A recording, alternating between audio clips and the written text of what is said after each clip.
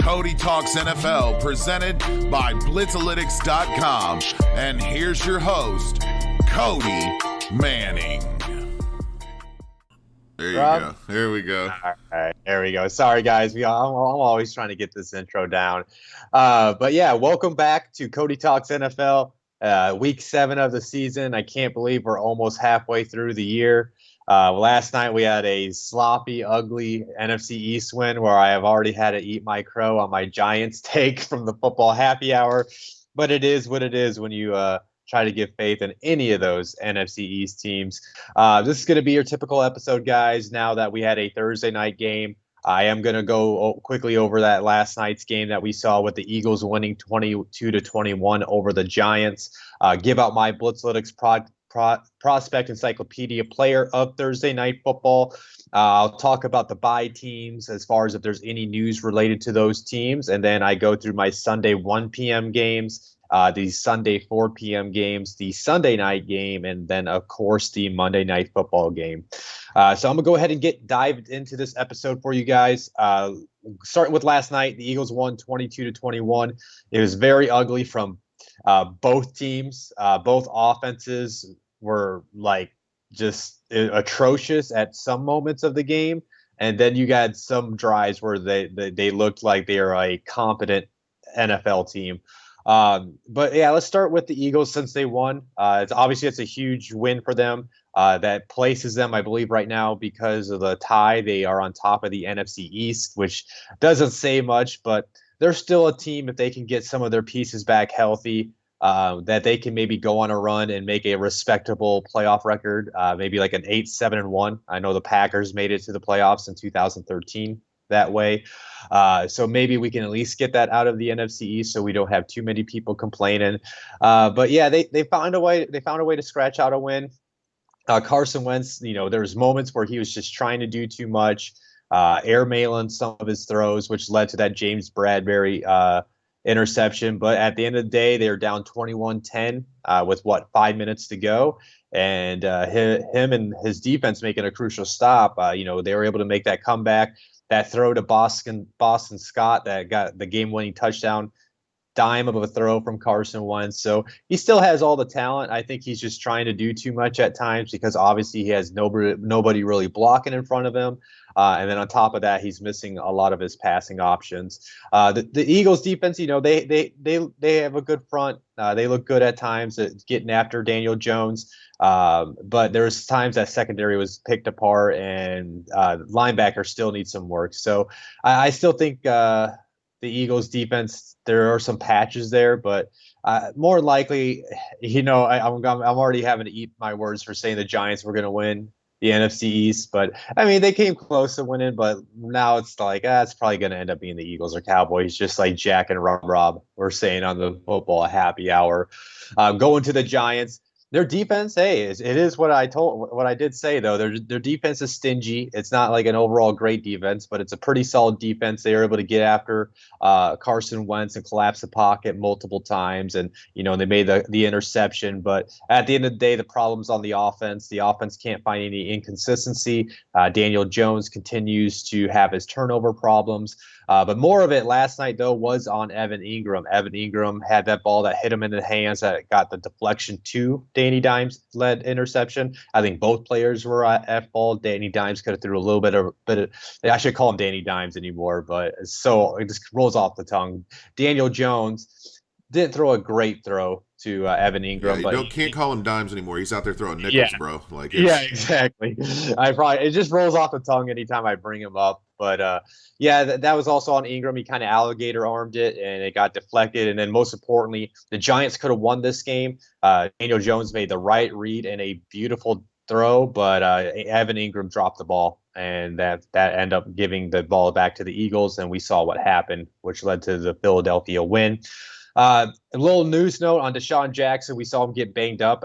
First of all, I know Desean Jackson can return punts. We've seen him do it multiple times, but Desean Jackson's been banged up for the last 3 years, and he's 30-something years old. Why do you have him returning kicks? And his season's probably done again. It's probably the honesty. I felt like when he walked off the field, it was probably the end of his career, it felt like, because it's just all the injuries he had to deal with. But yeah, Desean Jackson, he hurt himself last night. The report came out this morning. He suffered a high ankle sprain. He's getting an MRI to see if he needs surgery, which would probably, I'm sure, end his season. Now let's wrap up last night's game, and as we always do, I give out my Blitzalytics Prospect Encyclopedia Player of Thursday Night Football, and that's going to Boston Scott, the guy that the little 5'6" running back that jumped up and caught that dime of a throw from Carson Wentz to beat the Giants. Boston Scott is the number 10 prospect for the Eagles. Now, this was Ryan Lippert, one of our staff members that I wrote with in the book. He wrote the Eagles section. Now, as far as the stat line on Boston Scott, he had 12 rushes for 46 yards. He also had 3 receptions for 46 yards and that game-winning touchdown catch. As always, whenever I give out the Prospect Encyclopedia Player of Thursday Night Football, I'll read the overview section for Boston Scott from the Prospect Encyclopedia. This is what Ryan Lippert wrote about him prior to the season. He said, in his first season as an Eagle, Scott played in 11 games with 2 starts, serving mainly as a change of pace back and kick returner. His speed and elusiveness make him very dangerous in the open field. Those traits, along with reliable hands, help him find snaps in the passing game. He's the perfect person to slide into Darren Sproles' old role as the rotational pass-catching back who can start in a pinch.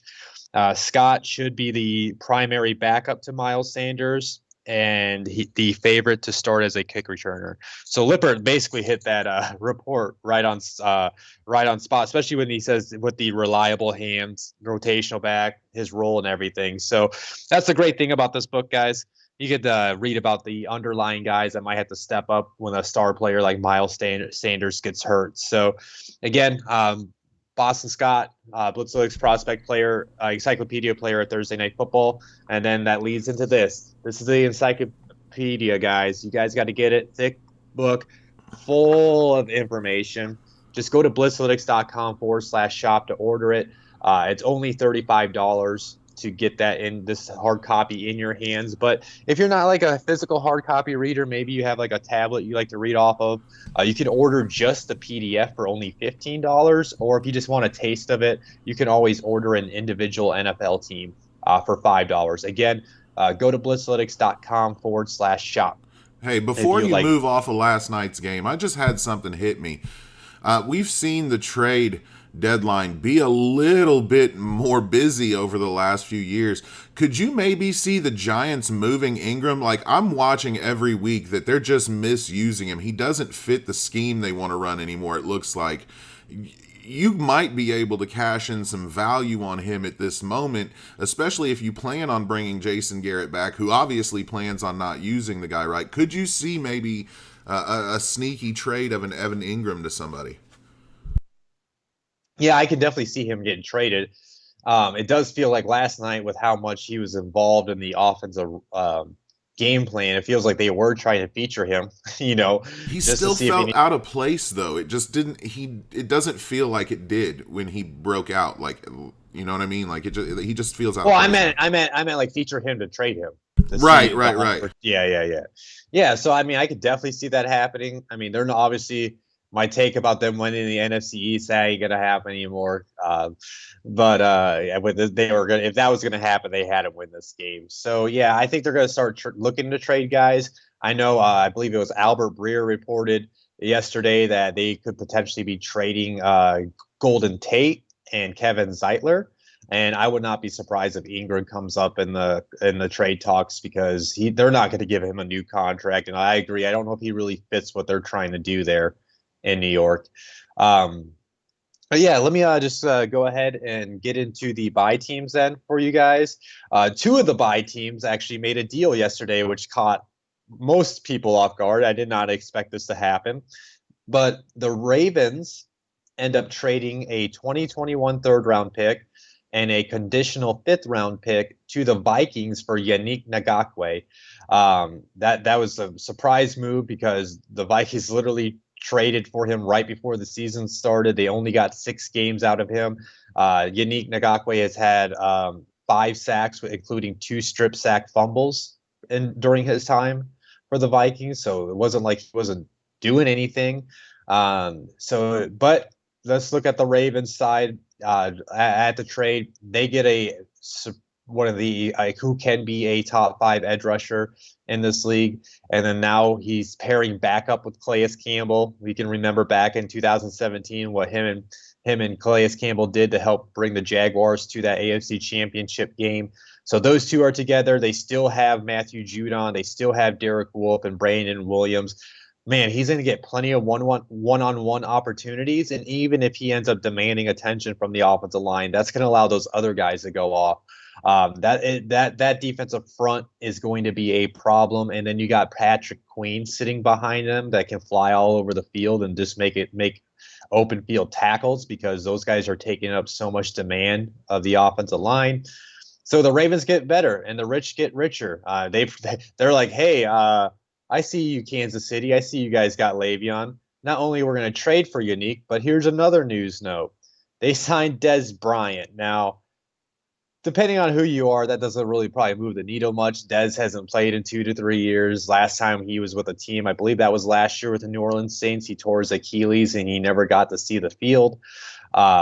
But he's going to their practice squad. And this is why I kind of like these new practice squad rules. I hope this is something that the NFL will keep for every year, because it allows you to sign like a veteran guy like Dez, bring him on the squad, see if he fits the team, see if he fits the culture, and then see if he does have his playing ability up to par. And if he doesn't, he's just on the practice squad and you can cut bait with him.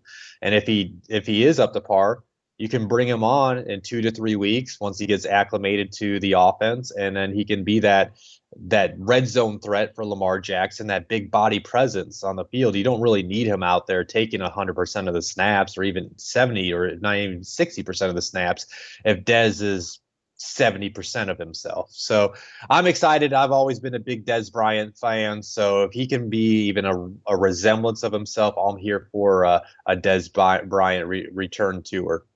And then going to the Vikings, since they're on a bye, obviously it didn't make sense that they traded Yannick Ngakoue, but it kind of does, because at the end of the day, they're kind of going to be one of those cap-strapped teams. And I have in my feeling, this was how I view it for the Vikings' view of trading Yannick.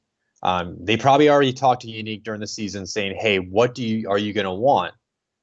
Because we need to figure out our cap problems and how much we want to offer you." I'm imagining the numbers weren't close. So I'm imagining Rick Spielman probably looked ahead to this offseason, said there's no way we're going to be able to compete with the Yannick on the open market. There's no way we can afford the franchise tag on him. So more than likely what happens is Yannick would go sign with another team, and they would probably get a 2nd or 3rd round comp pick back to him. More than likely maybe a 3rd round comp pick. So instead of waiting to the 2022 draft, they're like, I want that 3rd round pick now. And that's why they probably made the trade. That's what I'm thinking of. And on top of that, Danielle Hunter, their other star edge rusher, he's done for the season. He's going under surgery for a herniated disc. When Ian Rappaport made his return yesterday, this is one of his news items he dropped. He says that Danielle Hunter wants to be paid like a top defender in the league. Because I looked it up. He's like there's like 14 or 15 other edge rushers that are paid higher than him. He probably should be in the top 10. I don't know if he's going to be able to get the highest defender mark just because he's coming off surgery. So that might also influence the Yannick trade. They're probably like, oh, we need to give Hunter a bump in his pay. We're not going to be able to afford them both. I want the pick now instead of waiting for a comp pick. So I think that's why that trade was done yesterday.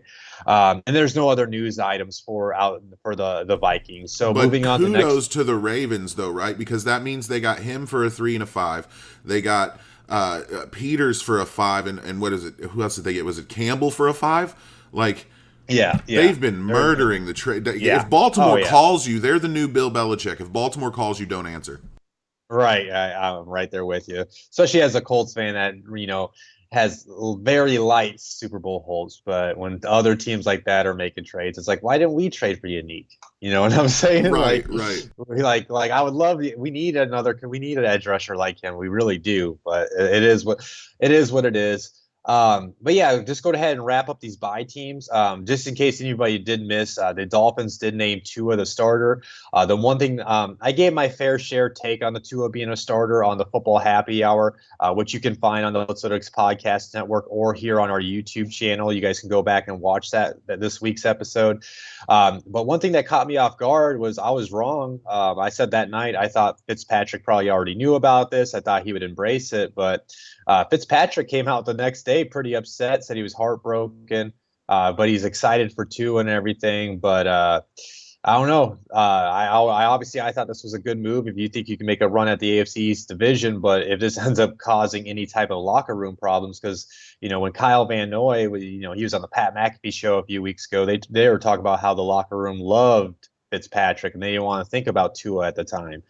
So it'll be interesting to see if the locker room's upset over the move because they were winning football games with Fitzpatrick. But yeah, it made sense to me. Like I said, I gave my fair share on the Tua take. Please go to the Football Happy Hour. We talk about it in the first quarter. Just check that out later in the day if you got some time. And then as far as my Indianapolis Colts, there's no news updates on them during their bye week, which, sometimes no news is good news, in my opinion. So I'm going to go ahead and get going with these Sunday 1 p.m. games. I'm going to start with the one of the better games of the week. It's Pittsburgh Steelers. They are traveling out to Tennessee to face the Titans. As far as the no news notes on either team, let's take a look at the injuries. For those that have missed, Devin Bush, he tore his ACL. He's done for the season. Obviously, that's a huge loss to that Steelers defense. And then Mike Hilton has not practiced with a shoulder injury. And then Derek Watt has not practiced with a hamstring injury. But the Titans also suffered a big loss. Taylor Lewan, he has tore his ACL. So he is done for the season. Obviously, that's a huge blow. Their left tackle is done. They're a running game team. He kind of brings that physicality. He's that leader among that group in the locker room. So that's a big loss for Tennessee. So we're going to have to see if that affects their offense going forward. And then a couple other players, Isaiah Wilson, he has not practiced because of an illness. And then A.J. Brown has not practiced with a knee. That's one to watch today. But again, he's kind of been taking Thursdays off over the last few weeks because I think that bone bruise, I think it does take some time to fully heal. And it might be just, he just might be just managing it as the season progresses. So I don't think there should be any concern, but you never know. Maybe something does flare up. Now, as far as this game, it's a big game. Both teams are undefeated. This has potential playoff implications on the line. So let's go ahead and start with the home team's offense, the Titans. They lost Taylor Lewan, so that's my biggest concern heading into this matchup. How are they going to block Ryan Tannehill's blind side? Bud Dupree's playing out of his mind this year. They could even slide maybe a TJ Watt on that side. Maybe mix up the pass rush, try to confuse this offensive line without their leader. So, and that's the thing. Steelers have one of them and the Ravens, which they're in the same division, which is crazy. They got the arguments right now for the best defensive front four. I don't want to say front seven because I know Jack Bourgeois, his buddy, will be. He'll come in here talking about the Bucs defense. So, but yeah, so the Steelers defense, they're going to be able to, I think, get after Tannehill. So I think the best bet for the Titans offense is they do probably want to get Derrick Henry going. If they can get any push going, they're going to have to try to wear and tear the Steelers defense down so they can try to take advantage of a tired defense by the fourth quarter. But I think they'll have their moments still, even without Luan, to be able to move the ball, but they're going to struggle. I could see them settling for a lot of field goals other than scoring touchdowns against the Steelers. And then as far as flipping sides of the ball, the Steelers offense, they didn't have to do much last week because their defense basically won them the game last week against the Browns. But they're going against a lot better defense in Tennessee. So they're going to have to figure out things. They're going, obviously Jadeveon Clowney and Jeffrey Simmons have been a great pairing for the Titans. Those guys are eating up lines. Jeffrey Simmons is just dominating at this point, which allows a guy like Rashaan Evans to make plays in the linebacker core. Now, the biggest issue, though, is they're still trying to kind of figure out their cornerback group.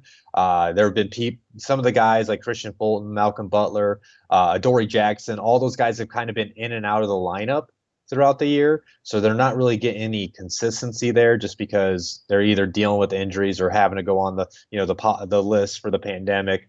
So that's where they might have issues. Is now they're going to have to face a Chase Claypool who's emerging as a young NFL star. They still got Juju, as much as he hasn't really done much since week 1. But it looks like Deontay Johnson will be returning, and James Washington isn't no joke, and as well as Eric Ebron. So I guess this is what this comes down to is can Clowney and Simmons not only just stop the run in this game, but can they get after Big Ben? Because if Big Ben has any time to throw, I think he's going to pick apart this Tennessee secondary, and they're going to have to make chances. The Titans defense will have to take risk to get turnovers, to go for that ball too, because I think this might be one of those games where whoever wins the turnover battle will win the game. But I think Big Ben will have about 2 to 3 drives where he dices up that cornerback, that secondary group of Tennessee. I think it's going to be a pretty good game. I do think it's going to come down to the fourth quarter. Like I said, I feel like this is going to be who can create more turnovers. So who's going to win the turnover battle? If I would have had to guess, I'm going to guess the Steelers defense would win the turnover battle. So I am going to take Pittsburgh to win on the road. I say they win by I feel like this is going to be a lower scoring game. I don't know if it's going to be really of a shootout, but it's going to be one of those good lower scoring games. Let's say they win like a 24-20 win for the Steelers. So I'm gonna move on to this next game. We got the Cowboys traveling up to Washington to face the football team. No news on either team. Let's start with these injuries. The Dallas Cowboys, these 2 players have not practiced on their offensive line. Brandon Knight with a knee and Zach Martin with a concussion. And then Alden Smith has been limited with a neck injury. And then as far as the football team, all these guys have not practiced this week. Sadiq Charles with a knee, Antonio Gandy-Golden with a hamstring, James Smith-Williams with a concussion, Isaiah Wright with a shoulder, and Jaron Christian with a knee. So as far as the outcome of this game, this one's it's actually been, I'm still kind of debating as I'm talking to you guys as far as who do I want to, or not want to, who do I think will win this game? Because I think there's a lot of mismatches in different areas in this matchup. Let's start with the home team, Washington football team. I guess we'll start with their offense. That's my biggest concern. Is I don't know how their offense is going to win them games going forward. Kyle Allen hasn't shown any type of promise for me to believe in. He has the capability of leading touchdown drives, but it's very hard to do so when you have one of the worst offensive lines in front of him. I know they're missing Brandon Scherr, but it's still their left tackle situation. It's ugly right now. And then on top of that, you got Terry McLaurin, who's great, but when he's the only legit passing option, it's easy to get double coverage his way and take him out of the game. Logan Thomas shows some promise here and there, but he needs to be more consistent. And then they just don't really have any other wide receivers that have proven themselves this year. I still like a Gandy-Golden, but he is actually on the injury report since he hasn't practiced this week. But their backfield, though, Antonio Gibson, he keeps on showing flashes throughout games. He's kind of been thrusted into his early starting role, but he keeps on showing these great plays, and I'm just waiting for his breakout game. And maybe it might be this week, because that Cowboys defense is awful. They haven't shown anything for me to believe in, and that's the thing with this matchup is I don't have anything to really believe in with the football team's offense, and I don't really have anything to believe in with the Cowboys defense. I thought Leighton Vander Esch maybe would make a difference when he returned last week, but he seemed like he was a little rusty in that matchup against the Cardinals, and that defense was just letting up explosive plays after explosive plays against them. So I think the football team's going to have opportunities to move this ball against this defense. The biggest thing they can do is the Cowboys just need their those edge rushers, DeMarcus Lawrence, if Alden Smith is okay to play, Everson Griffin. They need them to wreak havoc and collapse the pocket on Allen as much as possible. But if they fail to do so, I think there will be drives that the football team can end in touchdowns. And then switching sides of the ball, Cowboys, I don't know what happened this past week. I mean, I know Arizona's got a pretty solid defense right now, but they're missing Chandler Jones, and yet they could not protect Andy Dalton at all. And Andy Dalton looked razzled all night. And then heading into this matchup, the undrafted rookie that replaced Tyron Smith, he is out for this week and maybe even next week because he had a surgery. And then Zach Martin, their best offensive lineman, has not practiced this week because of a concussion. So if they're going to be missing those two players, who one of those players is young, and I don't even know if he's a proven left tackle at this point, but you're still down to your third left tackle, and then you're going against Chase Young, Montez Sweat, Daron Payne, and Jonathan Allen. That offensive line is going to get torn up all day long. Andy Dalton's going to be running for his life. They're going to have to get the ball out of his hands at a quicker rate. Maybe somehow fire up that offensive line and maybe try to get some push and get Zeke going and try to dominate the trenches. But I just see them struggling all day on offense just because of the lack of protection, the lack of time that Andy Dalton will have. But at the same time, they still got, Amari Cooper, Michael Gallup, CeeDee Lamb, Dalton Schultz. Maybe Zeke does bounce back. So they have the weapons where they can take it to this football team's defense, but I think Andy Dalton's going to be under duress all day. So I'm going to go ahead and pick this game. Yeah, I'm going with it. I'm picking the football team. I don't trust the Cowboys right now. I really don't.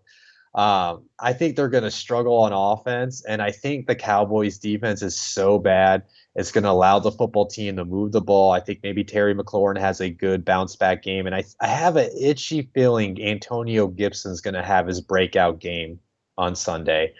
I think it's going to be a little bit low scoring though. I think it's going to be they squeeze out the win. I think they barely win. I'll say the football team wins like a 20-17 win on Sunday. And then let me go to the next matchup. We got Buffalo traveling to New York to face the Jets. We do have a news item with Buffalo. Quentin Spain, their starting guard, they actually released him, which is weird because they actually just gave him a new contract this offseason. So obviously there's that smells like a locker room issue, maybe boiled up at some point. I know they're trying to make a statement to their players.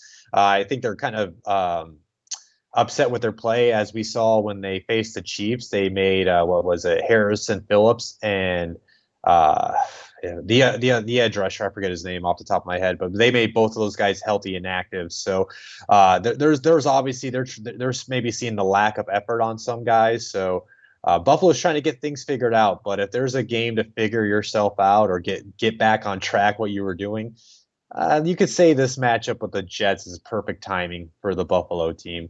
Let me go ahead and get in these injury reports, though. I'll start with the Bills. These 4 players have not practiced this week. John Brown with a knee, Dawson Knox with a calf, Tyrell Dodson with a hamstring, and then Cody Ford with a knee. These 4 players have been limited this week. Matt Milano with a pec, Cam Lewis with a wrist, Josh Norman with a hamstring, and Tre'Davious White with a back injury. And then on the Jet side, these 4 players have not practiced. Alex Lewis with a shoulder, Jamison Crowder with a groin, Sam Ficken with a groin, Terrell Basham with the illness.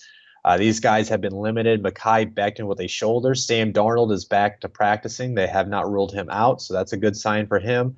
But he's been limited with his shoulder. Chuma Edoga with a calf, and George Fant with a knee.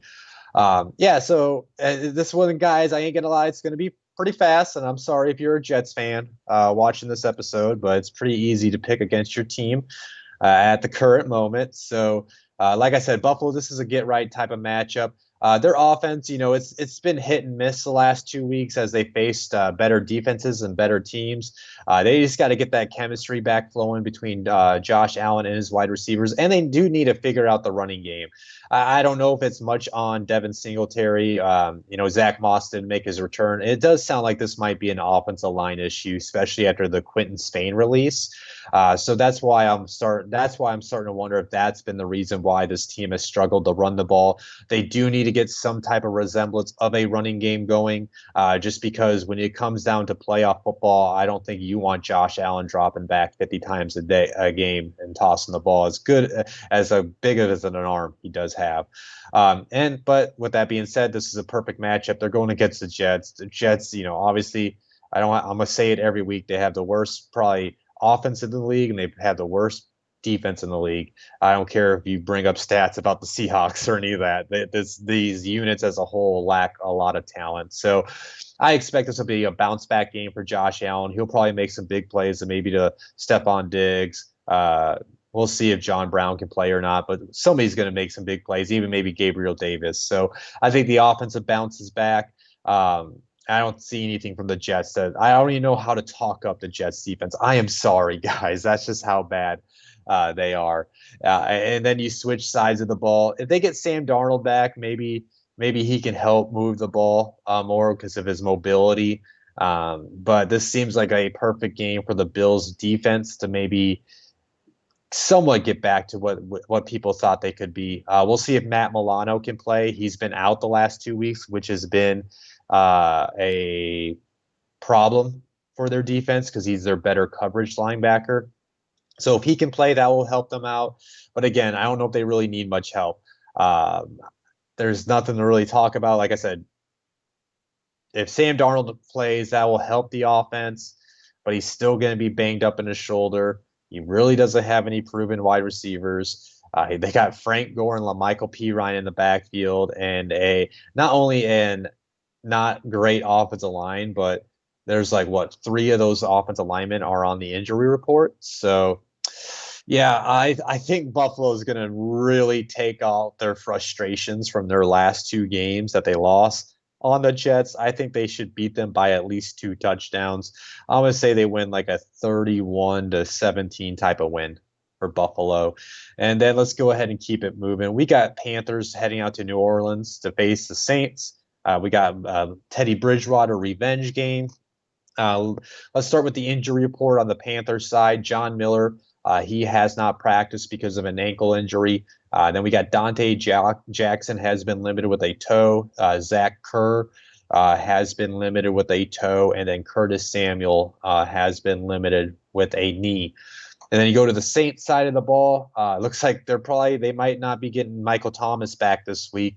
Michael Thomas, he has not practiced because of an ankle and a hamstring. I know Sleeper app sent me a notification literally right when we went live that he tweaked that hamstring in the Wednesday practice. So that's not a good sign, especially for your fantasy football owners, and especially for that offense, because that offense just doesn't look the same when he's not in the lineup. And then these following 2 players have not practiced: Nick Easton with a concussion, Benny Fowler with a shoulder, and then these 3 guys have been limited. Justin Hardy with a hamstring, Teron Armstead with a hand, and then JT Gray with a hamstring. Now this is a good matchup. Panthers are 3-3. Saints are coming off a bye at 3-2. You're kind of seeing the Bucks trying to pull away in this division. So if one of these teams want to make that run to win the division title, if they want to stay in the playoff hopes, obviously this is going to be a big game that has potential implications as we get towards the back end of the season. Starting with the Saints offense, obviously if Michael Thomas doesn't play, that's going to hurt their offense. Emmanuel Sanders, he has stepped up over the last few weeks. Jared Cook's still there. They still got Alvin Kamara, who's been outstanding out of the backfield this year. So they still got the capabilities of moving the ball. Then they're going against this Panthers defense, who's very young, but those guys are showing up. Derek Brown is eating up the interior of the line. And then you got Brian Burns coming off the edge like he has been. And Etor Gross-Matos has been a pretty good, solid start to his rookie year. So yeah, they got the little young defense that's feisty. They'll make things life difficult. And I think if Michael Thomas is out, that's going to make life difficult maybe at moments in this game, because this is a division game. They know this Saints team. They know the Saints offense, even though it is Matt Rule and a new coaching staff. That is something I should have maybe considered, though.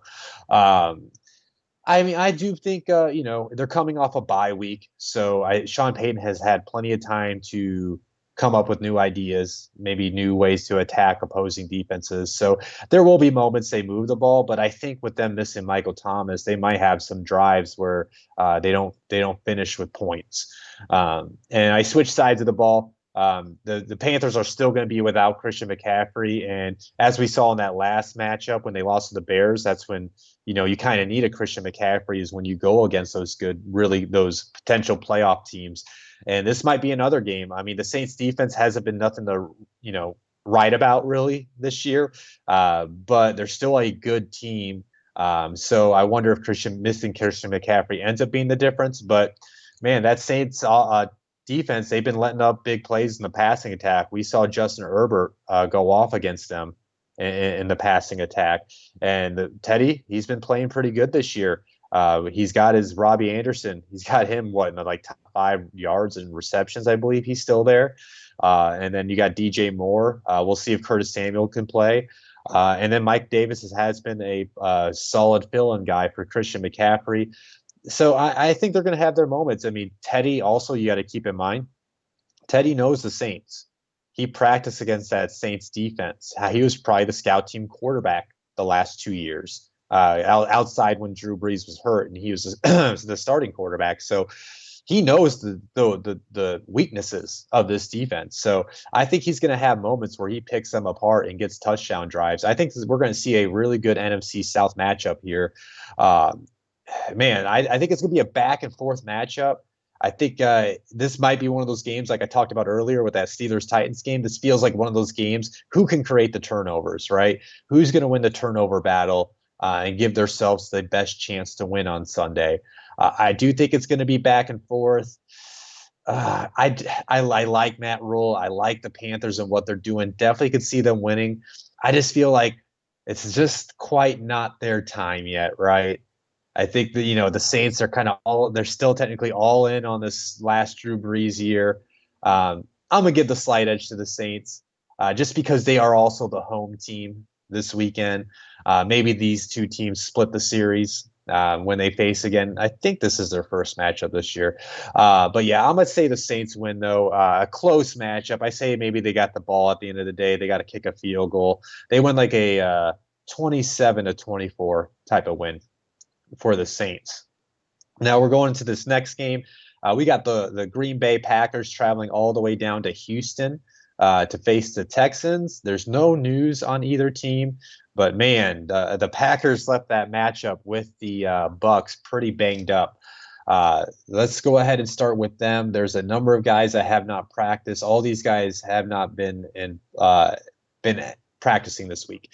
David Bakhtiari with a chest, Tyler Irvin with a wrist, Tyler Lancaster with a shoulder, Mercedes Lewis with a knee, Darnell Savage with a quadricep, Robert Tonyan with an ankle. And then these number of guys have been limited in practice. Chris Barnes with a shoulder and calf, Rashawn Gary with an ankle, Kevin King with a quadricep, Preston Smith with a shoulder, Zadarius Smith with an ankle, and Economius St. Brown with a knee. So yeah, number of guys from the Green Bay roster that are banged up heading into this matchup. And then as far as the Texans, it was just Jordan Akins with an ankle concussion who has not practiced, but these number of guys have been limited. Dylan Cole with a knee, Keon Crossan with a foot, Buddy Howell with a hamstring, Peter Colombier with a hamstring, Sunil Calameti with a knee, and then Laramie Tunsil with a shoulder.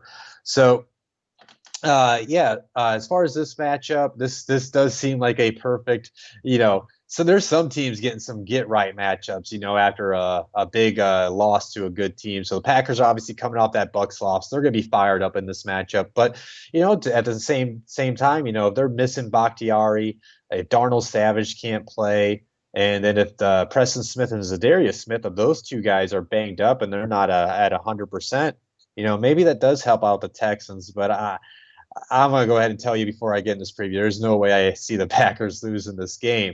But let's just start it off, though. Packers offense, obviously, when they definitely struggled last week against that really good Bucs defense.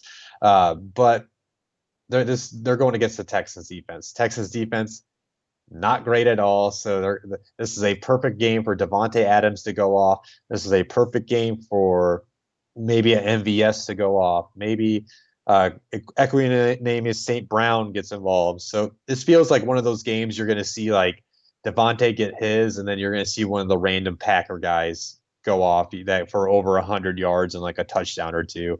I really don't see how the Texans can really make this offense struggle, but there is one way. Okay, David Bakhtiari, if he doesn't play and his replacement isn't up to par, maybe they slide J.J. Watt over there on the edge a couple times, and they just attack him, and they can get pressure on Rodgers, and maybe they can find ways to force turnovers. That's the only really way I can see them slowing down the Packers offense.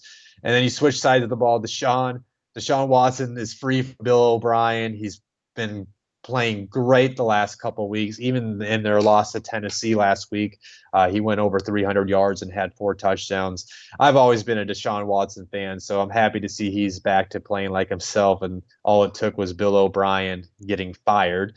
But he is going against this Packers defense. This is where if this is going to be a game, it's going to come down to this Packers offense and this Texans offense just tearing up the defenses and getting into a shootout, which is definitely plausible with how Deshaun Watson has played the last couple weeks. And then if Preston Smith and Zadarius Smith just can't get off the edge because of their injuries and they're just kind of one step slower, that definitely gives Deshaun Watson some time to scan the field.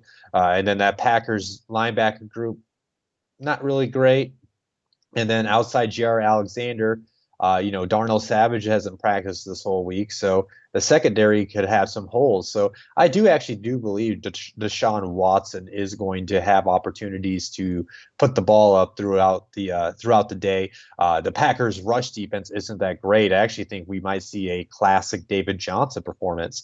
So actually, as I talk and do the preview of the show, I think the Texans' offense is actually going to put up some points and put up some yardage on this Packers defense on Sunday. They might keep it interesting, I think, for 3 to 4 quarters. This is one of those games I kind of say every week. This is one of those games where I don't think the final score will maybe show the game, what the true game was. I could see it being like a close, like they're down a touchdown or maybe down a field goal through most of the game, or maybe they even tie it. They have it tied throughout the most of the game. But then I just see the Texans kind of falling apart in the fourth quarter. You see Aaron Rodgers dominant fourth quarter performances, and then the Packers end up winning by a touchdown, maybe 10 or 2 touchdowns. And then everybody thinks the Packers handled business, but at the end of the day, Texas actually kept it close. I have a feeling that's what this game might end up being. Now that I realize that I think the Texas offense will be able to move the ball against this Packers defense. So yeah, I am still going to stick with the Packers though. Let's just say they win by a touchdown. Let's say it's like a 35-28 type of win for the Packers. And then I'm going to go ahead and move on to this next game. We got the Cleveland Browns traveling to Cincinnati to face the Bengals. Browns, they're pretty banged up right now. Let's start with their injury report. These 3 guys have not practiced. Jacob Phillips with a knee, Wyatt Teller with a calf, and then Sheldon Richardson with an Achilles. And then these number of players have been limited. Jamie Gillian with a groin, Kareem Hunt with ribs, Carl Joseph with a hamstring, Jarvis Landry with hip and ribs, and then Andrew Sendejo with a shin, and then J.C. Treader with a knee.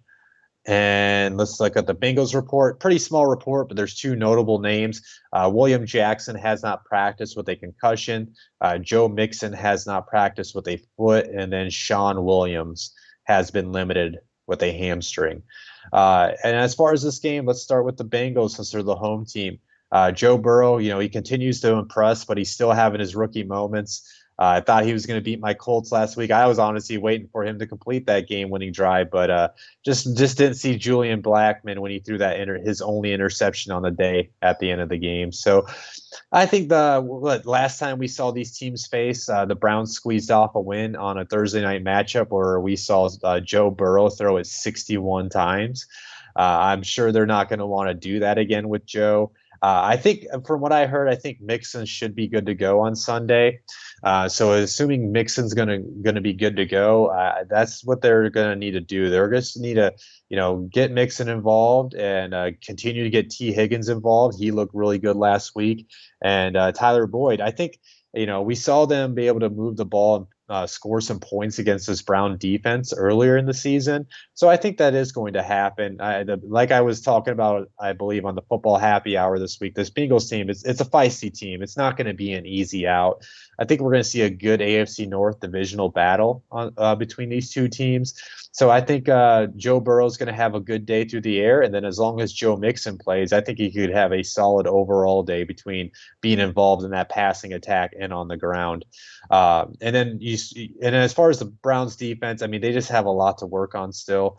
But I think what will be the difference, though, is Myles Garrett. Myles Garrett's playing like a defensic player of the year right now. And then you're going against one of the worst offensive lines in the league. So I think I think Myles Garrett is going to get a couple sacks in this game. He's been doing some good strip sacks this year. So maybe he tries to get that. And obviously, he's going to demand attention from that offensive line. So that also offers guys like Olivier Vernon and other Larry Ogunjobi, other guys on the line to get one-on-one matchups. So maybe they have a day because they're double teaming Garrett. So I think that's where the Bengals are going to stall, is just because of their lack of ability to protect Burrow will end up costing, I think, them the game at the end of the day. Switch sides of the ball. Obviously, that Browns offense was nothing to hang on after their last week's performance. Baker Mayfield, obviously, he had to play through that injury, but he's not on the injury report, so you got to assume he's good to go. And this seems like they can bounce back against this Bengals defense. Bengals defense, they're playing better than what they are, but if they're missing William Jackson, that's their best cornerback. He would probably match up on Odell Beckham. So this seems like an Odell Beckham type of game where he could go off and have a good day.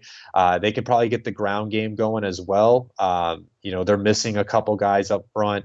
And then you got like Geno Atkins and Carlos Dunlap, two veterans that are upset over their playing time. It feels like there's like two or three guys that are upset on this Bengals roster from what I'm gathering, and the rest are okay with the team. But that still affects the team chemistry. So I'm looking for those guys to be potentially moved. But yeah, I think the Bengals offense are going to let up a couple of explosive plays, and that's going to maybe cost them the game. I do think the Bengals will be in it, but I think the Browns end up pulling away. They should be able to win by a touchdown in this game. I'm going to say the Browns win I have a feeling it's going to be more of maybe a lower scoring AFC North game. I'll say they win like a 24-17 type of win for the Browns. And then I'm going to go ahead and get to this last 1 p.m. game. We got Detroit traveling out to Atlanta to face the Falcons. As far as the Lions, Desmond Trufant, he has not practiced this week. These 4 players have been limited in practice for Detroit.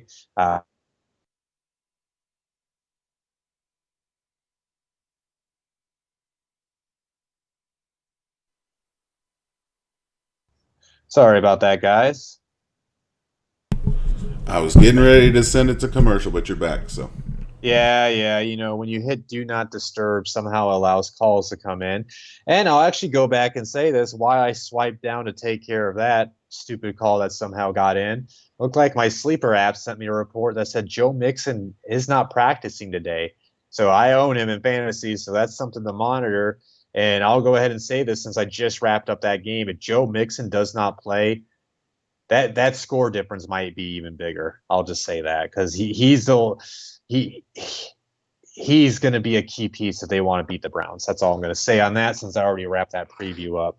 All right, so let me regather myself, guys. I do apologize about that. Your phone gives you a do not disturb feature that doesn't work. That's always great. But yeah, let me go ahead and get into this. What was I doing? Lions injury report. Desmond Trufant, no practice with a hamstring. These 4 players have been limited. Danny Amendola with a foot, Trey Flowers with a wrist, Marvin Jones with a knee, and then Frank Ragnow with a groin. And then these number of players are dealing with injuries on the Falcons. These 2 have not practiced. Dante Fowler with an ankle injury, Tack McKinley with a groin, and these 4 players have been limited. Calvin Ridley with an elbow, Kendall Sheffield with a foot, Jalen Hawkins with a concussion, and then Julio Jones with a hamstring. Let's go ahead and get into this matchup. This is hard for me to predict, right? Because Atlanta, obviously, they fired Dan Quinn, and they end up pulling off that win against Minnesota. I knew I picked against them, but I should have known better. It seems like every time a coach gets fired, that team will come out and win the next game.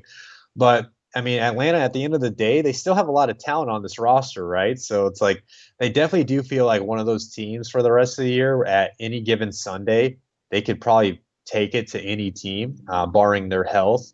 And then you look at Detroit. Detroit's been up and down this year. They got their 2 wins, against some bad teams, and then they look bad and gave up leads against some good teams. So we really don't know who Detroit is this year.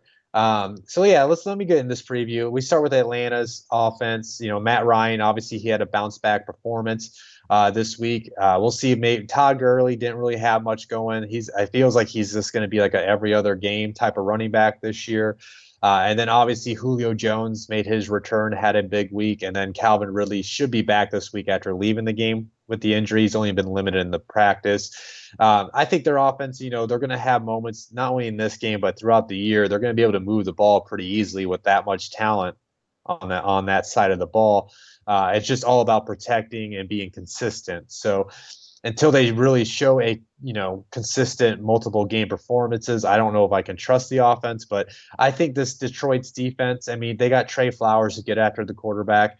They got Jeff Kuda is going through his rookie year. There's still not really much on that defense. So I think Atlanta is going to be able to move the ball and have some touchdown drives throughout the day, but I definitely do see them stalling at moments. Then you switch sides of the ball. The Lions offense, they kind of got things going with DeAndre Swift. They got him involved. They got TJ Hawkinson involved this past week. Obviously, they got Kenny Golladay still and a Marvin Jones. And then they're going against an Atlanta defense that's just been terrible this year. Even in their win last week, they still gave up a lot of yards through the air. Dante Fowler's hurt. Tack McKinley's hurt. So this seems like a great game for Kenny Golladay to go off. I'm sure they're going to be able to get the ground game going. I think they're going to be able to move the ball pretty easily against this Atlanta defense. This seems like a bad defense type of shootout type of game where both offenses are making explosive plays and scoring all day. It's hard for me to pick. Atlanta is the home team. I don't think Atlanta has fans yet in this game. I'm not 100% sure. I'm telling you, I think it's going to be back and forth who has the ball last. I just, for whatever reason, I don't trust Atlanta right now still. They are dealing with an interim head coach. Detroit's coming off a win. They're sitting at 2-3. They could get to 500. It feels like they have more to fight for than Atlanta. So I am going to pick the Lions. They have a last-minute touchdown to win the game. Say they win like a 35-34 type of win for Detroit. That's how I feel. I feel it's like right down the line. Like if you tell me Atlanta wins, I wouldn't be surprised. But I'll go with Detroit this week to pull up the win just because I think they have more to fight for. And now I'm about to get in my 4 p.m. games. Just give me a quick moment so I get some coffee in me, guys. Clear my throat.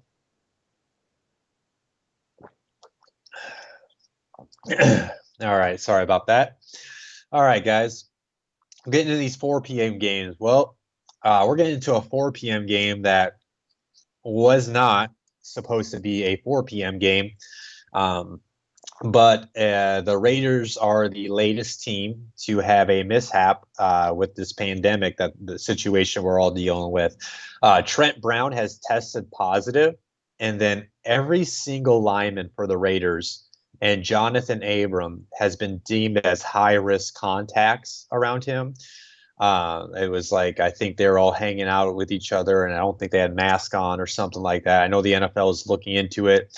I think there's a report that Trent Brown hasn't been wearing his wristband. The players have wristbands so they can trace the guys and contact tracing, so they know if the people have been around each other for 15 minutes, all that science type of stuff. So obviously, this game is in flux right now.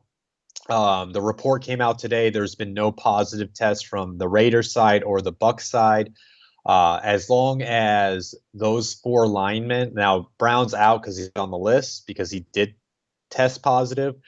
But if all 4 linemen and Jonathan Abram continue to pass their test up until Sunday, they'll be able to play. But keep in mind, they can't practice because of the new protocols that were just installed a couple weeks ago.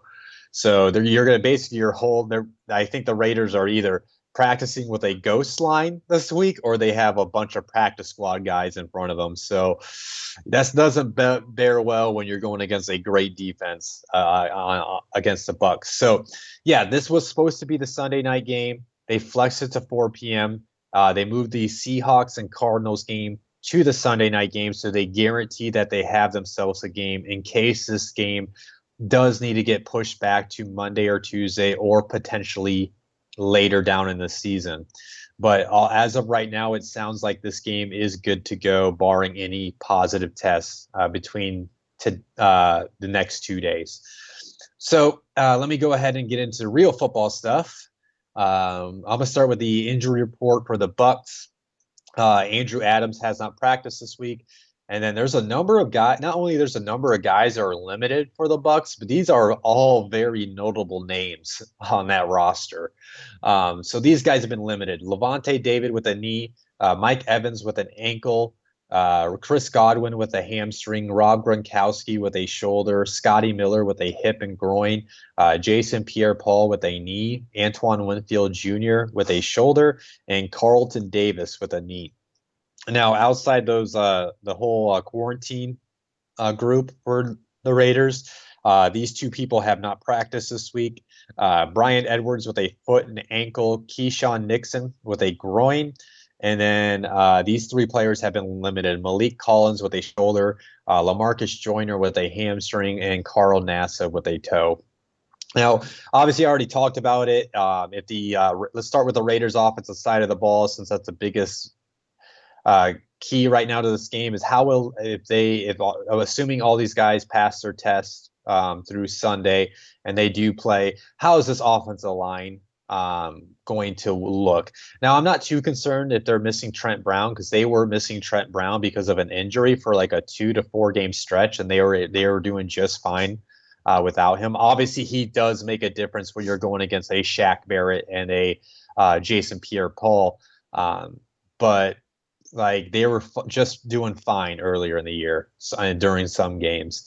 But what's the communication going to be like? How are they doing this?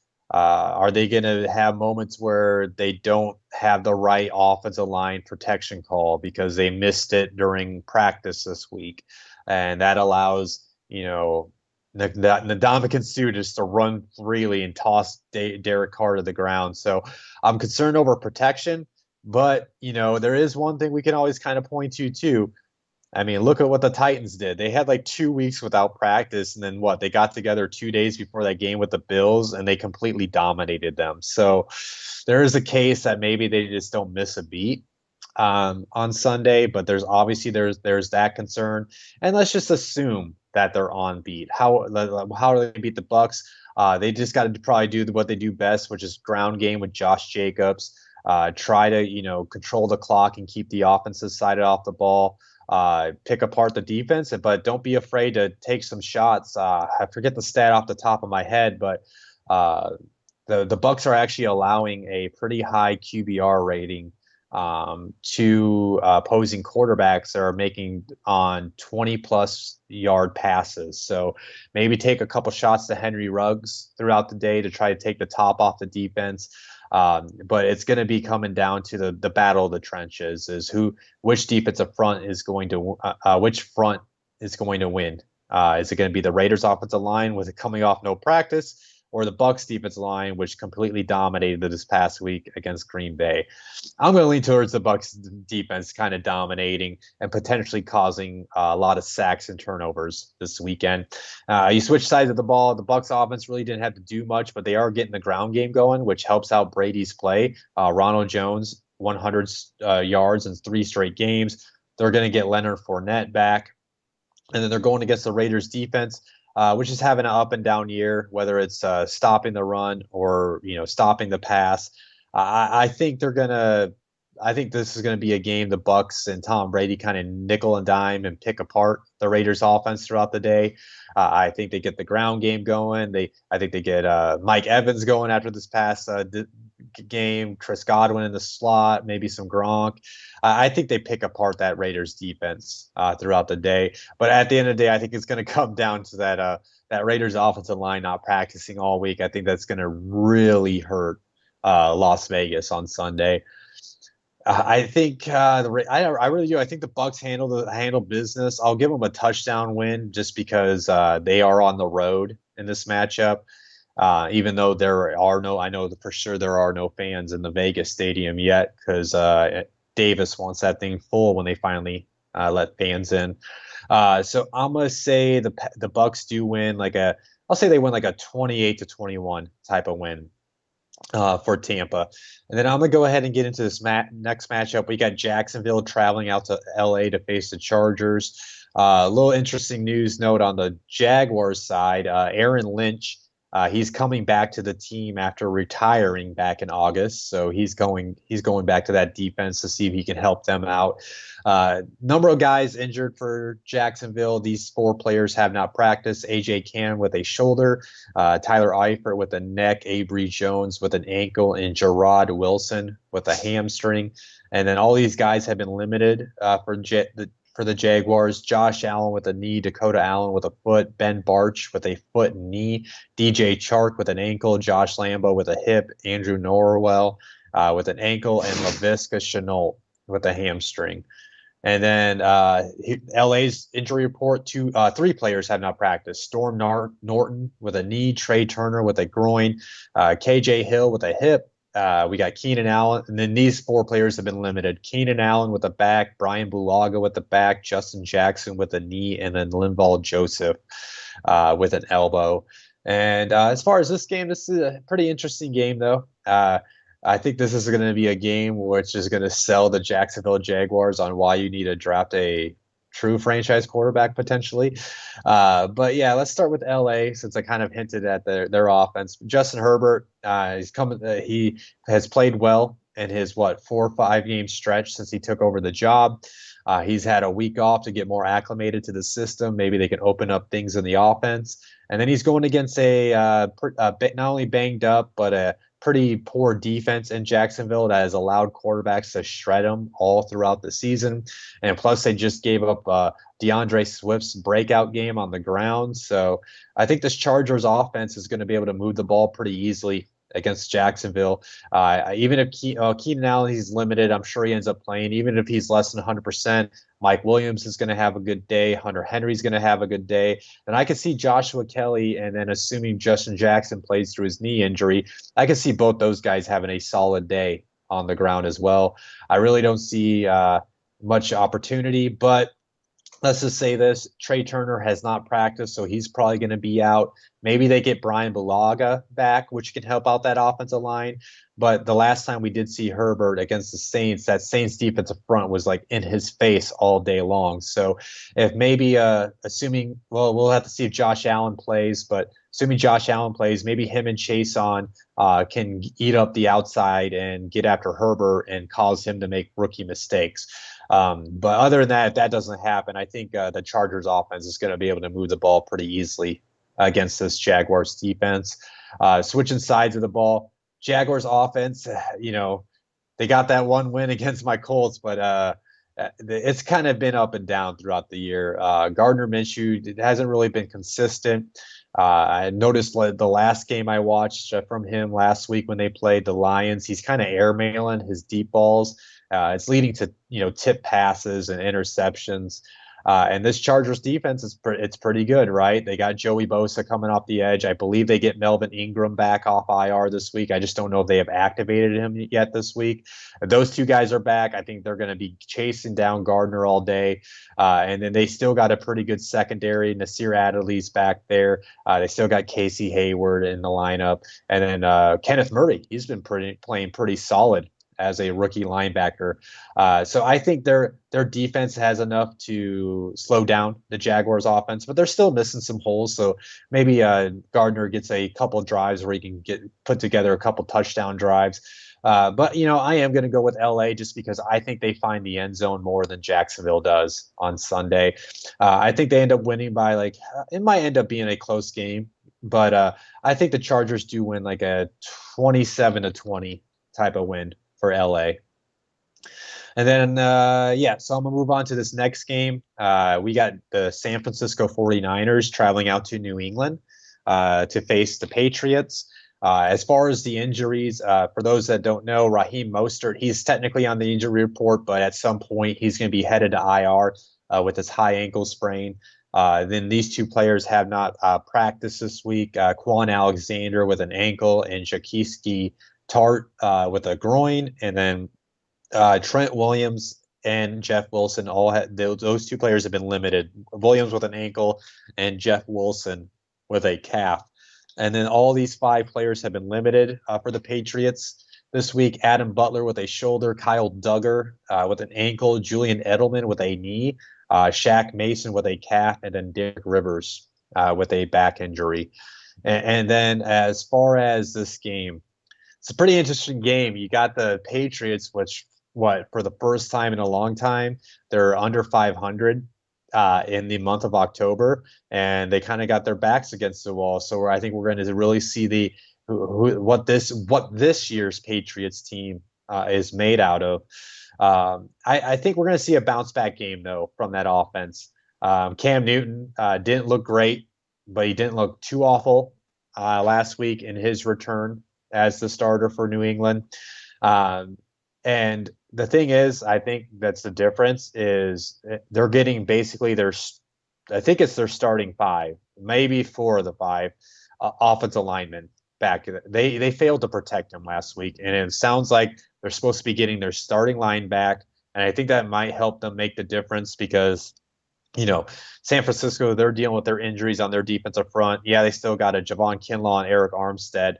But with the right blocking scheme, you can block those guys out of the way and get the run game going. So I could see Cam Newton getting some good quarterback runs going on in this game. And then that secondary, they're getting healthier, but they're still waiting on Richard Sherman to come back. The thing is, I think this, but I'll be honest, I think this is going to be an up and down game because there's just nobody from the Patriots passing attack I really trust. I think this is going to be a game where Cam Newton and the Patriots running back group are going to get some good chunk plays on the ground, but I just want to see how they are going to move the ball in the air. Edelman, he's still there, but he grimaces. He's always on. Every time he gets off the field, he grimaces like he's in pain. He's always on the injury report. So they just need a N'Keal Harry, a Damiere Byrd, one of those young tight ends to step up and be a consistent threat in the passing attack. But I do think they're going to put together some touchdown drives throughout the day. But I will say this: if it comes down to if the San Francisco jumps out to a big lead early, that really does dampen their chances of pulling off the win. So they're going to I think the best bet for New England is if they win the coin toss is to get the ball first and try to score a touchdown to start the game. But yeah, I think they will score times, but I think there will be times their drives do stall though because of the lack of a true passing attack from New England. And then switching sides of the ball though, San Francisco, we kind of got to see what their offense can be now that Jimmy Garoppolo's back in it. Not that he did anything special, but I think he had a stupid low yards per attempt. last week because he was just doing these little dump offs to Deebo Samuel all day. But that's what I was getting at. Deebo Samuel's back. They still got Brandon Ayuk, George Kittle, the offensive line. It doesn't really matter who's their running back. They're able to move the ball. So I think, we can potentially see them turn around the season, but they are going against Bill Belichick on the road. Bill Belichick knows Jimmy G. I'm sure he's going to want to take advantage of his weaknesses. And the Patriots defense, they have been pretty good against running backs as far as fantasy, but they have been known to let up some rushing attacks from overall. It's kind of weird that stat lined up whenever me and Rob did the fantasy voyage this week, but yeah, I think I don't know how this San Francisco offense is so hard to read right now because after sure, they pulled off the upset last week against the Rams, but a lot of that was motion plays, dump off to Deebo here, getting lucky and hitting, George Kittle on a one-on-one matchup when they blitzed everybody. I wouldn't say lucky, but making the nice read. It just seemed like everything gelled right in that matchup. I don't think we're going to see a consistent offense, I think, in this game because Bill Belichick is so great at creating a scheme to take out your strengths. So I think just like the New England offense, I think there's going to be drives where the San Francisco can move the ball up the field and get touchdowns, but then there are going to be drives that just can't manage to get anything going because of what Bill Belichick came up with. I think this is going to be a really good game. I actually feel like this is going to be a defensive type of matchup. It's going to come down to the fourth quarter. I just don't think I think it's kind of too early to count New England out of it. I still think there's just too many injuries that San Francisco is dealing with. I think the Patriots somehow managed to squeeze out a win, but barely. I think they win like a 21-17 type of win for New England. I'm gonna go ahead and get into this. I believe this is the final 4 p.m. Yeah, the final 4 p.m. game. We got Kansas City Chiefs traveling out to Denver to face the Broncos. Now, as far as news, I just thought this was really cool when I was doing when I was looking up everything for my script today. So we already know Le'Veon Bell's joining the Kansas City Chiefs, but everybody likes to kind of make Bell to be out this bad guy, but he's not really a bad guy. I know who is it? Ramon Foster was on the Pat McAfee show talking about how he's a good locker room guy. And, there's worries about, Le'Veon Bell, what would his effect be on Clyde Edwards-Helaire, their rookie. And Eric Bieniemy came out yesterday, and basically this is the quote from Eric Bieniemy about Le'Veon Bell. He said Le'Veon reached out to Clyde and had a conversation with him. And he told him basically, I don't want to step on your toes. I want to know if you're okay with me coming in here. And then Bieniemy goes to say he's a classy individual. It says a lot about the person who does not want to come up and disrupt the chemistry we have. So that's huge that Le'Veon reached out to CEH. That's a good sign that Le'Veon would be more than willing to be a mentor for that young kid. And now that's just for the rest of the NFL. That's sad because you would hope Le'Veon would come in burning the place down. But now it seems like I could just see those two both having great games throughout the year and being happy for each other. So that's obviously a big ad for KC, and we're probably going to see him on some snaps this weekend. But yeah, let me go ahead and get these injury reports. For KC, these players have not practiced. Taco Charlton with a knee, Alex Okafor with a hamstring, Mitchell Schwartz with a back, and Sammy Watkins with a hamstring. And then go to Denver side of the ball. Jeremy Atachu has not practiced with a quadricep, as well as Andrew Beck with a hamstring, Dalton Reisner with a shoulder, and Deontay Spencer with a shoulder. These two guys have been limited for Denver. KJ Hamler with a hamstring, and then Jake Butt with a hamstring. And then as far as this matchup, KC obviously coming off that bounce back win performance against the Bills. Now they're going against the Denver, who actually pulled off that upset against New England on the road last week. So let's start with the home team, Denver. They got Drew Lock back. Obviously, that does help the offense. He's not afraid to push the ball down the field, which can be a detriment at times when we did see him throw those 2 interceptions last week, why I do believe KC might be able to take advantage of him with his gunslinger mentality. Denver's offensive line, it's not that great, and Dalton Reisner is probably their best offensive lineman. So if he's out, that's going to allow Chris Jones to eat up the middle of the defense, and then it's going to allow Frank Clark to come off the edge. So I think they're going to get a lot of pressure on Drew Lock. So it's going to be on him to evade the pressure and maybe try to make plays down the field. Noah Fant is not on the injury report, so that should help out their passing attack. They need him more involved because Jerry Jeudy's kind of been up and down as a rookie. And then they kind of got a little Tim Patrick emergence, but I just don't think that offensive line is going to hold up against that KC defensive front, and they're going to get a lot of potential sacks and maybe some turnovers throughout the day. But they're probably maybe because the KC's defense is weird. It's like they can look really great at some drives, and then they have some drives where they just let up big plays and let teams march down the field on them. So maybe there are going to be maybe 2 to 3 drives where Denver has a chance to get a couple touchdowns or 2 or 3 touchdowns on the board. But then you switch sides of the ball. Denver's defense played a lot better last week. We're seeing Bradley Chubb finally shake off that rust since his injury. He's playing very well. Michael Jumidia. I probably butchered it. Roy's probably very mad at me, but he's emerging as a rookie cornerback. So, but they still have a lot of holes on that defense just because of the injuries. So I'm sure, Tyreek Hill is going to have a day. Travis Kelce's going to have a day. CEH is going to have a day. Maybe even Le'Veon gets involved and get himself a touchdown off of 10 touches or something like that. I just think there's too much firepower for the KC offense to be slowed down by this banged up Denver defense that is pretty young right now. So I think KC is going to score multiple times throughout the day.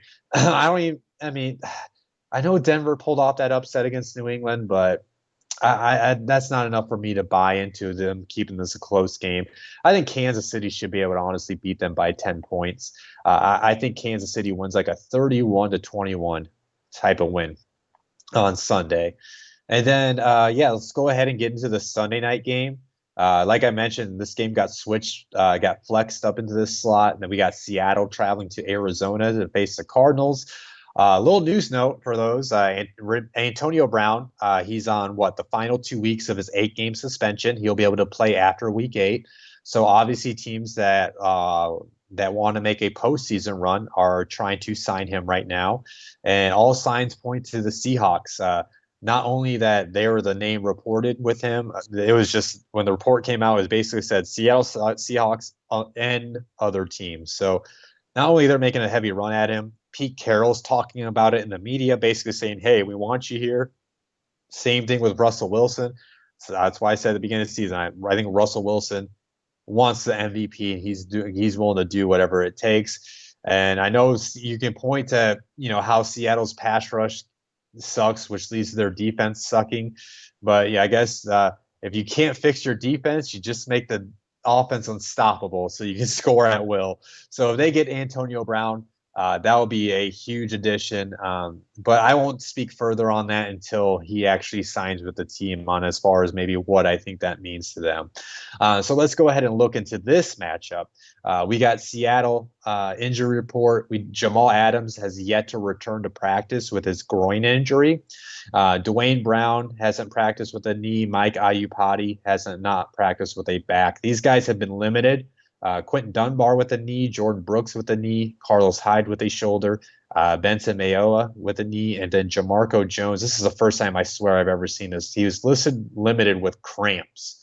I don't know if he had too much to drink the night before practice. And we got the Cardinals injury report. These 4 guys have not practiced. Kelvin Beachum with an ankle, DeAndre Hopkins with an ankle, Jordan Phillips with a foot, and then Dre Kirkpatrick with a foot.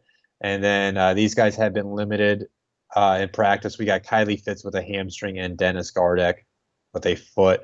Let's go ahead and get into this matchup.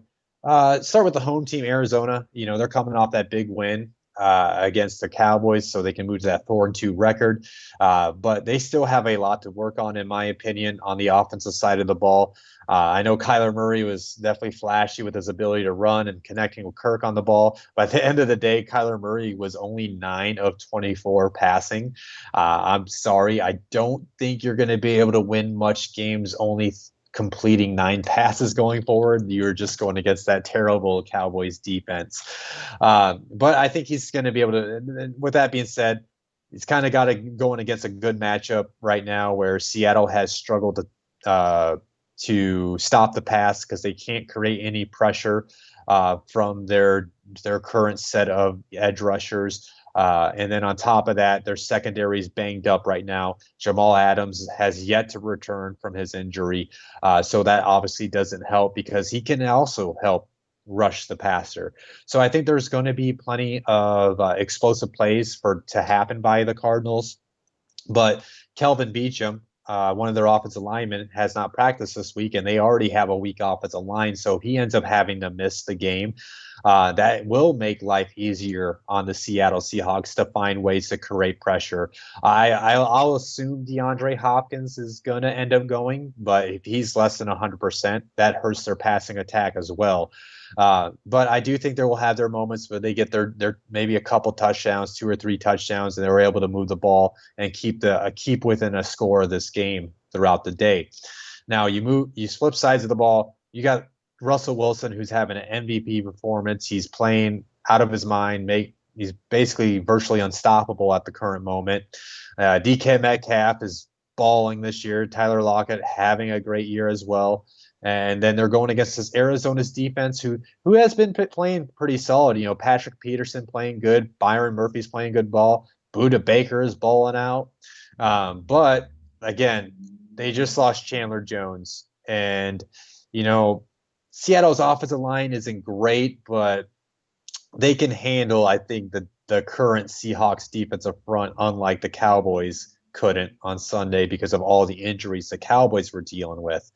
And then Jordan Phillips, one of their key additions this past season, he hasn't practiced this week. So if he can't play, that hurts the interior of the defensive front for the Cardinals. So, and then you got Russell Wilson's ability to keep plays alive. I think he's going to pick apart this Cardinals defense. I think the Cardinals, their best bet to slow down this offense is going to have to take risks to make those turnovers. They're going to maybe have to put a spy on Russell Wilson. I'm not sure who they'll use, but they're going to have to use somebody that has the capability to keep an eye on him and chase him down. But I do think their offense is going to be able to move the ball like they have all year and get those touchdowns. Now, this is an NFC West game. I do think this will be a back and forth battle. But I'm going to trust the guy that's playing like an MVP right now, which is Russell Wilson. Kyler Murray, not quite there yet, but he's still got that promising future. I think Seattle will win this game on the road by a touchdown. I think they win like a big shootout type of win, maybe like a 38-31 type of win for Seattle. And then I'm going to go into the last game of the week. We got the Monday Night Football game. We got the Bears traveling out to L.A. to face the Rams. And then as far as the injury report, there is no news. Now, keep in mind, don't really read into these injuries much because this is only one day of practice. Take a look at obviously at today's report and then take a look at the final report that comes out tomorrow. As far as Chicago, Akeem Hicks has not practiced because of an illness this week, as well as Sherrick McManus with a hamstring and Buster Skrine with an ankle. And then Dion Bush and Rashad Cower both have been limited. Bush has a hamstring and Cower with a finger. These two players for the Rams have not practiced this week. Tyler Higbee with a hand, and then Darrell Henderson with a thigh. As far as this matchup, start with the home team. We got the Rams coming off a brutal loss to the San Francisco 49ers last week. And now they got a tough matchup against a pretty good Bears defense that's, I think, only allowing, 58% completion percentage for quarterbacks.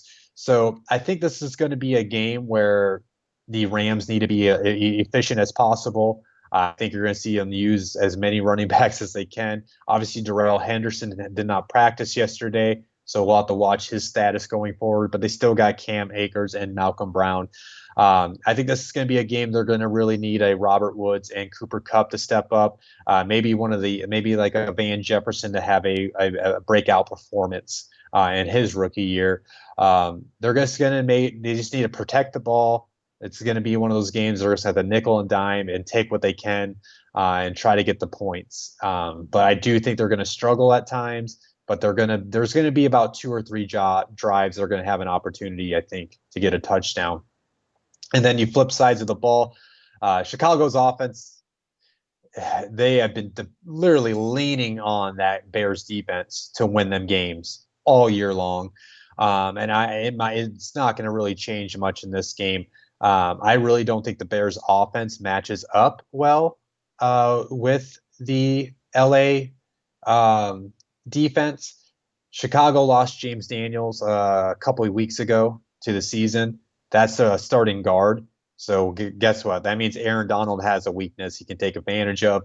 I'm sure they're going to probably double team him, but when you double team him, that allows one-on-one matchups for guys like Leonard Floyd and other people across the line. Micah Kaiser's been putting together a pretty solid year from the linebacker group.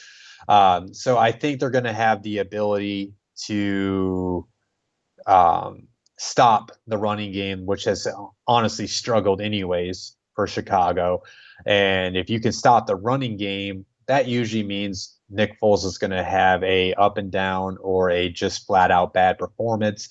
Jalen Ramsey is fully capable of locking down Allen Robinson. So that's the matchup right there is, can Allen Robinson win those one-on-one matchups with Jalen Ramsey so he can help move the ball down the field? I just don't think this offense matches up well against this Rams defense because of those 2 reasons. I think they're going to struggle to move the ball. They're probably going to have opportunities where they're going to have to, just like the Rams, where they're going to have to score those touchdowns. But I think the Rams end up finding ways to get more touchdowns than Chicago. I can see Chicago settling for more field goals compared to the Rams. And I'm not the biggest believer in this 5-1 Bears team, as much as a respect I give to the people's records. So I am going to pick the Rams to pull off a close, slow-scoring game. I think the Rams win like a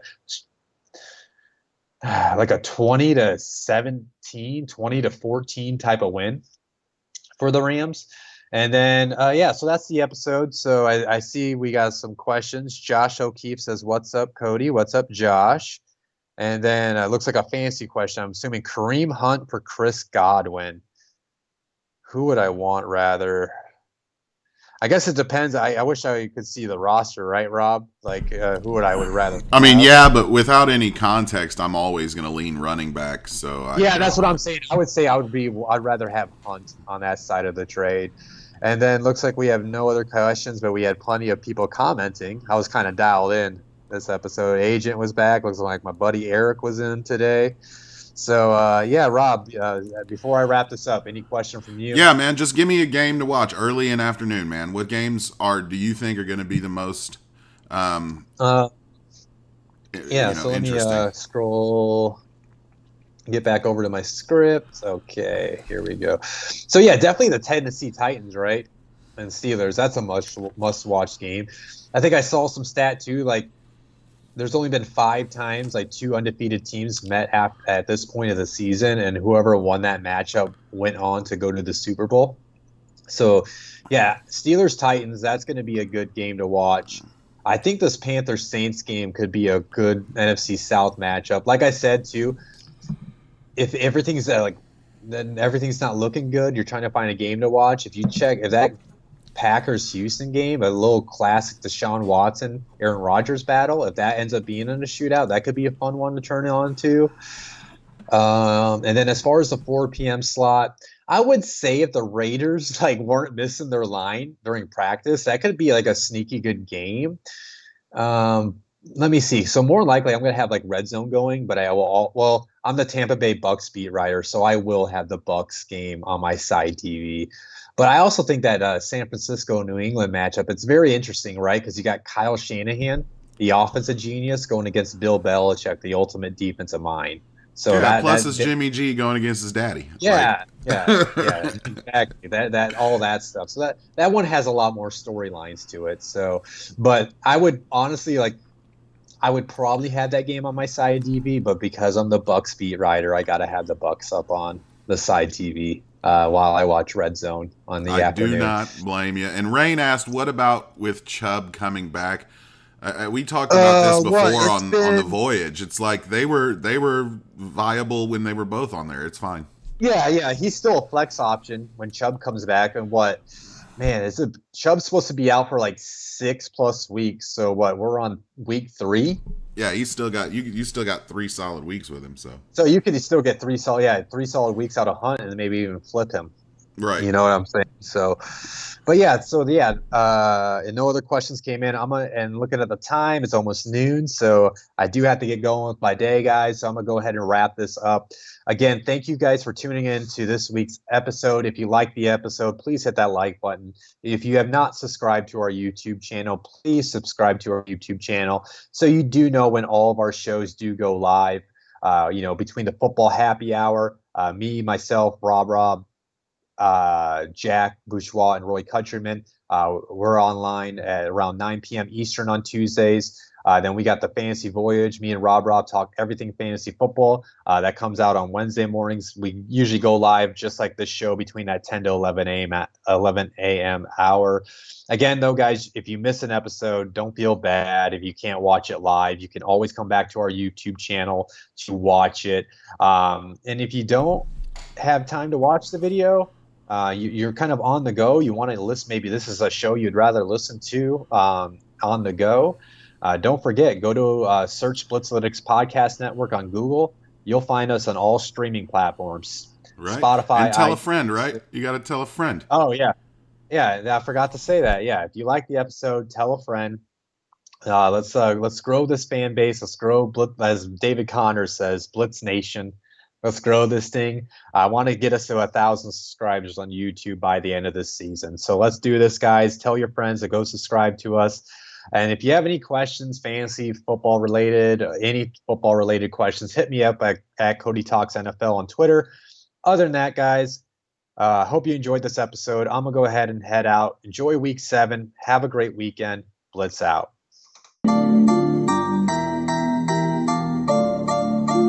Thank you for watching Cody Talks NFL, presented by Blitzalytics.com. As always, hit that like and subscribe button, and then hit that bell notification icon to stay up to date on all things football.